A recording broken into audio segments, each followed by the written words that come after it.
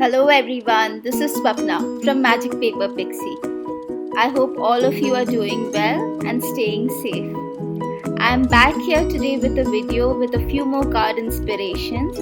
This month's theme at the Craftangle blog is Shades of Rainbow. I'll be making 3 cards. I have already kept my card bases ready. These are all A2 sized cards. I'll be using these stamp sets for today's card. I was planning to use the stencil but later changed my mind. Let's get started. So for the first card, I decided to make an actual rainbow on the card. So I do not have a rainbow die, so I used the different circle dies that I had in my stash and cut circle shapes or rather rings with white cardstock. I could have also used a colored cardstock with different colors of rainbow, but I thought this would be easier. Once I die cut these circles, I cut them in half in all semicircles just to ensure that they look like a rainbow. So now since all these are circle dies, they might not fit exactly. You might have to adjust them a bit here and there to ensure they all fit together while making a rainbow. So since these are all white cardstocks, I decided to go ahead with my Copic markers and color them in colors of the rainbow. And once I did that and all my 7 colors were ready, I used the double-sided adhesive sheet by Craftangles, and after taking off the release paper from the adhesive sheet, stuck on these semicircles in the order of the rainbow on the sticky side, on the first sticky side of the card. If you notice here, my semicircles are not exactly all the same measurements. I decided to first stick it down and then cut it in the shape of the rainbow. I did mess up here a little since I went ahead with the trimmer on a sticky sheet, but then I used my scissors and cut it out eventually. Then I used a frame die that I had for the card panel, and here I was trying to figure out how I will be placing the rainbow on the card panel. So my idea was to use the stamp set, the little girl from the stamp set, Sweet Love, and adhering her image in front of the rainbow with slightly darker clouds. So I'm still trying to figure out how the placement would be. I finally decided that I will stamp the girl on a separate sheet, and once I fussy cut her, I will then adhere it on top of the panel since I wanted the card to have some dimension. I have simply stamped the girl with Memento black ink and then done some basic Copic coloring. Now while doing Copic coloring, I usually prefer going in first with the darker shades and then the lighter ones. I then fussy cut this image like I mentioned earlier and made sure that I gave the fussy cut image a darker background or a darker border. I also die cut some clouds to be placed on the end of the rainbow and then used a cloud stencil that I had in my stash and used some broken china distress oxides along with a light grey ink. The cloud stencil definitely gives a really cool effect to the whole card. Then I'm trying to figure out how I would like the rainbow placed. I wanted to place it at an angle, and here I'm still trying to figure out how I would want to place the girl and the rainbow on the card panel. I also wanted to add few more clouds, so I went ahead and used the stencil once again before adhering the girl's image with double-sided foam tape. I then decided to stamp the sentiment, "You bring sunshine to a cloudy day." I think the sentiment goes perfectly with the card and the girl holding a cute little envelope. So I decided to go ahead and stamp this sentiment. But before finally adhering it to my A2 card base, I decided to use a pink panel. I think the pink panel perfectly complements the color of the girl's clothes, and I finally adhered some clear water droplets in sequence just to give some added interest. I like how my first card with the theme of rainbows has turned out, and it really looks like a really cheerful card. For the second card, I first decided to make the card panel, for which I used a frame die that I had in my stash and die cut the cardstock. I then decided to use the stamp set Will You Be Mine, I wanted to stamp the little girl's image on the card panel. Now my main idea here was to kind of make the image look like the girl holding 6 to 7 balloons, all in the colors of the rainbow. Now as you can see, since the image has only 3 balloons, I thought I'll mask part of the stamp and just stamp the balloons again so that I get 6 balloons. You can also try drawing these balloons with a pen which is Copic friendly if you're planning to use Copics for coloring the image.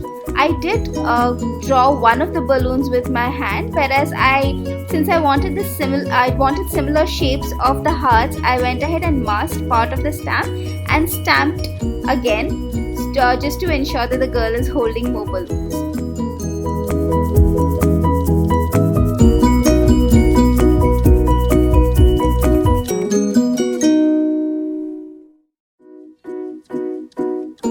I then used a Copic multi-liner pen just to ensure that I draw the strings in the hands of the girl from all the balloons, and also drew an extra heart balloon just to fill in the space in between, and it was perfect anyway since it then gave me 7 balloons to color all 7 colors of the rainbow. I went ahead and did some basic Copic coloring in all shades of the rainbow, and also colored the girl with some really colorful and bright clothes, again with Copic markers.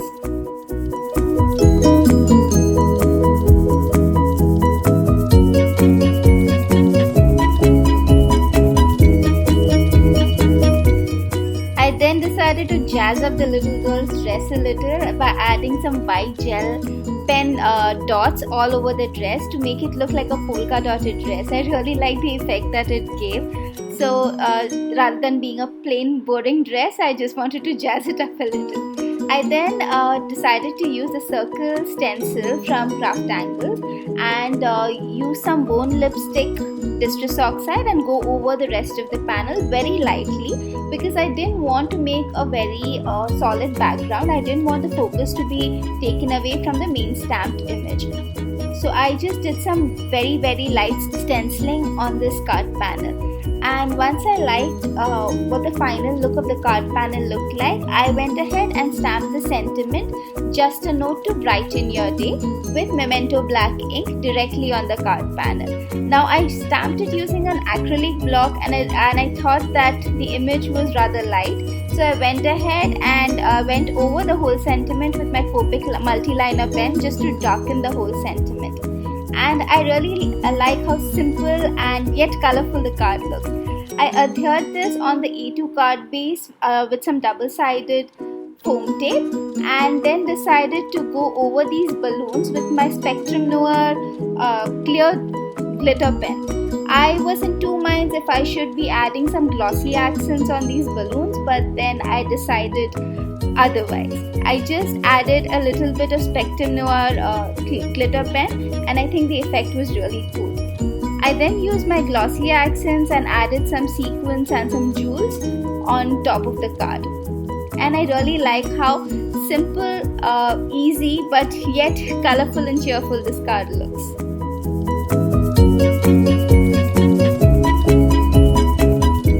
That's it. That's how my second rainbow card looks like. I hope the camera can catch the shine in the balloons. It's really cute. Now for my third card, I decided to use the stamp set called Mom, which is 2 by 3 inches, and it's really versatile. You can definitely make bookmarks out of it as well. I kept my card panel ready. I used a panel die and cut out the card panel, which I'll be adhering on top of the note card, A2 note card. I first decided to stamp the sentiment directly on top of my card panel with my Misty. I have used the Versamark ink over here since I decided to emboss the card panel with golden embossing powder. I have used the golden embossing powder by Ranger for this particular card. I really like the effect that golden embossing powder gives on a plain white cardstock. I think it looks really elegant. Once I put the embossing powder on top of this card panel and I managed to get the stray pieces of powder from all over the cardstock, I finally heat set it. I decided to do some basic ink blending for this particular card. So I decided to use the colors pink, yellow and blue for this card. I used some inks from my Distress Oxide stash, and some, since I didn't have a bright yellow, I used a dye ink from my stash along with the blue. Now with a rainbow card, the fun part is that pink and yellow automatically, when blended together and overlap, gives you orange. Similarly, blue and yellow when blended together gives you green, and it gives you the perfect shades of the rainbow. I think the card looks bright and vibrant as it is, and I didn't want to add too much since the card already looked really pretty. I thought I will simply add some little bit of glitter to the card. I decided to adhere it on top of a gold panel before adhering it on top of the A2 card base. I then decided to give it a little bit of bling with some sequins, pearls and clear water droplets.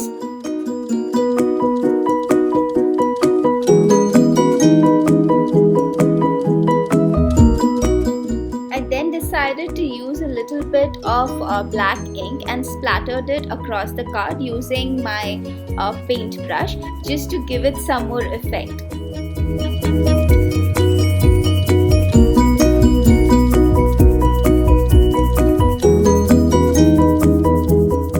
And that's it. That's how my third rainbow card for today looks like.